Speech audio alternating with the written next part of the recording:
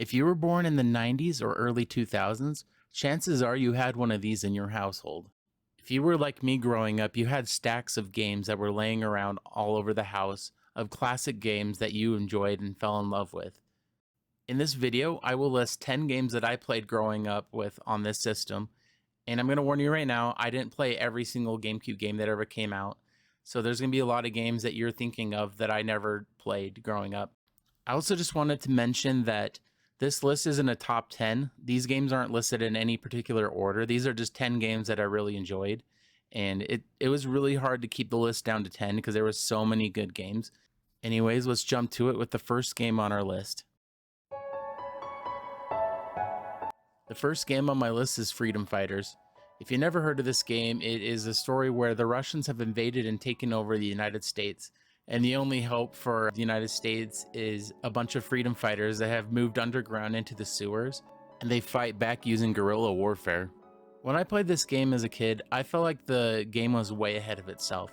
You were able to command up to 8 freedom fighters, and you could tell them to go somewhere to attack, you could tell them to defend, you could tell them to follow you. You were able to use these different commands to be able to attack objectives using different tactics that you wanted to use. You could have some stay back and defend, and some go ahead and push forward. Though I will say that this game had an amazing storyline where you actually cared about the characters in the game, and you were following the story. One of the biggest things that I did as a kid was I played the multiplayer with my friends. The multiplayer in this game had everything that I could possibly ask for.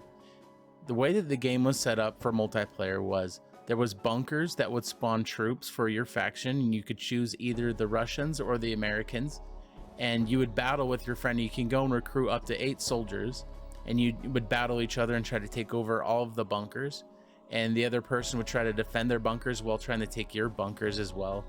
This was a fun game that I would play with my friends all the time. You could have up to 4 players, and each player would have their own troops that they can command, and you could do different tactics where one will defend, one will attack. You could have people flank. It was just so much fun, so many things you could do. If you are interested in trying this game out, I recently found out it is available on Steam, and at the time of this video, the game is on sale for $1.49 if you want to try this game out for yourself. The next game on my list is Super Smash Bros. Melee. This Smash game is still one of my favorite Super Smash Bros. Games, and it is because of the simplicity of it and the memories that I had. This game was before we all had our own computers and we could easily look stuff up online. So when you were unlocking characters, you really had to figure it out yourself. You had to go do all the little side missions, you had to play through the main storyline several times. Because there was things where you had to have a certain amount of HP at a certain level to unlock certain characters. And I think that just made the game so much more fun. And I'd get on with my friends and we'd sit there try to figure it out. And when we could, we'd get on my dad's computer and ask him if we could go figure out how to unlock characters in this game. And a lot of the challenges were hard. It was just so fun to take turns unlocking characters with your friends, and then you can go and play against your friends with those characters. This is one of my favorite Smash games and definitely deserves to be on a list like this.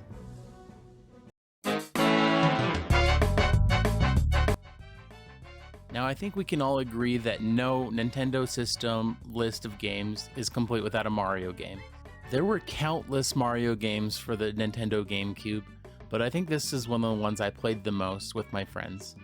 If any of you have ever played Mario Kart with 4 people, you know that the screen was split into 4 sections and one tiny little part of it was yours.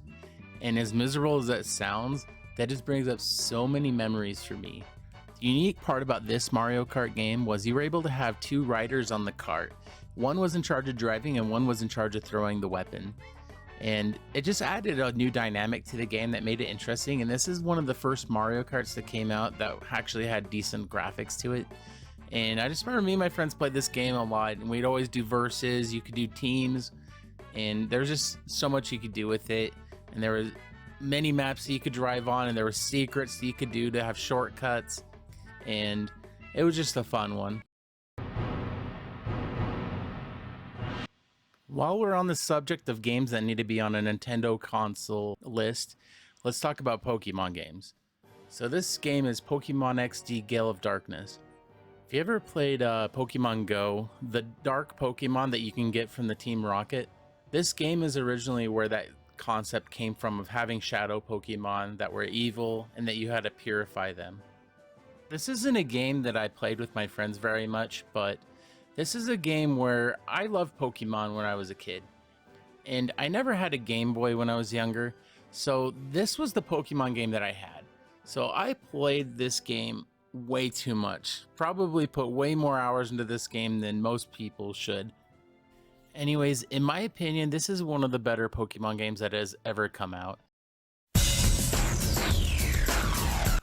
Number 5 on my list is TimeSplitters 2. This is another game that me and my friends had a ton of hours in. This game had a single player mode that had an interesting story where you would go through time and have to fight people in different scenarios, and there was zombies you had to deal with and a bunch of other stuff that made the campaign really fun to do. But the game mode that me and my friends played the most was the multiplayer. The multiplayer had so many different game modes. My favorite one that we used to play was Virus, where someone starts on fire, and you can see in the video that's playing in the background is they have green fire on them, and as soon as they touch another player, that player catches on fire as well. And it's pretty much like a zombie mode, and whoever starts on fire has to catch everyone else on fire, and then the last one standing wins. And I just remember me and my friends, we'd always grab these double shotguns that you can see on the screen right now, and we would go hide somewhere and try to last as long as we can, because you could kill the people that were infected and they'd respawn and come try to get you again. One of the things that made this game so much fun was the goofy aspect. As you can see, there's a guy running around as a duck, there's someone that's a monkey, and there was just random goofy characters, and it made it so much fun. This is just one of those games where you either built friendships or ruined friendships, and I don't know, this game has a lot of memories for me, and I would recommend trying it if you have not. It's kind of one of those games that people either heard of and love, or they've never heard of it before. So number 6 on my list is going to be Star Wars Rogue Squadron 2 Rogue Leader. This is another game that felt like it was way ahead of its time. I feel like today even the graphics for this game still hold up. This game is set during the original trilogy movies, and you switch off between being Luke Skywalker and Wedge Antilles, and you get to fly in a lot of the spaceships that you get to see in the movies, like the X-Wing and the Y-Wing and the B-Wing, and this was just overall a fun game to play. So this is one of the earliest games I can remember having to enter cheat codes into, and not necessarily to have like infinite lives or anything like that. There was a lot of cheat codes that you could add that would lock levels that were hidden that you couldn't ever play unless you entered in the codes. And there was also special fighters that you can get. There was one where you could fly Boba Fett's ship. There was one where you could drive a car, the Naboo Starfighter. And I think that just added a lot of fun to the game, because you could look up how all these codes and you can do more stuff with it. And it just added way more variety to it. There was a sequel to this game that was called Rebel Strike, and it added ground fighting to it, and you could also do co-op gameplay. But this one is the one I played the most because I had it longer, so I decided to add this one to the list, but I will add an honorable mention for the Rebel Strike game that came afterwards.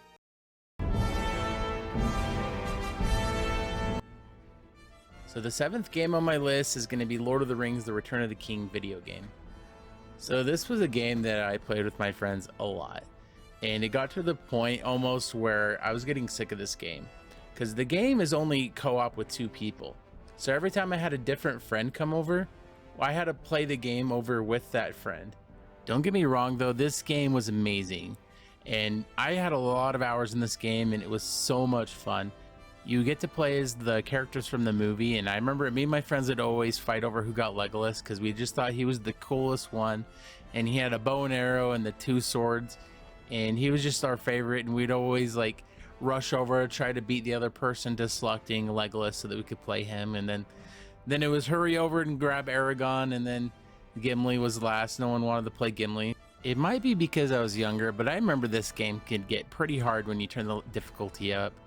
But that made it all the more fun. But yeah, I have a lot of good memories with this game and playing it with my friends, so definitely deserves to be on this list. So this next game, I gotta admit, if my parents knew how violent this game was, they probably would never let me play it. But it's Turok Evolution. This game is just an awesome, fun concept for a kid that was my age when I was playing this.